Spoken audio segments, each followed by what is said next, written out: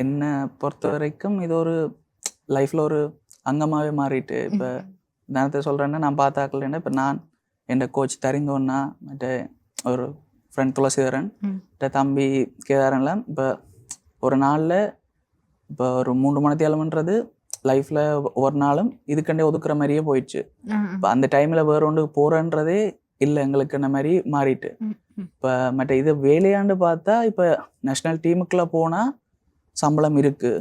இப்போ கன பேர் இங்கே இருக்கிறாக்கள் இப்போ யாழ்ப்பாணம் வடமானத்தில் இருந்து அப்படியே தொடர்ந்து போகிற குறைவு. அங்கே சிங்கள சைடு ஆக்கள் என்ன செய்கிறேன்டா பெரும்பாலும் ஆர்மி நேவி ஏர்ஃபோர்ஸுக்குள்ள பெரும்பாலும் போயிடுவேணும்.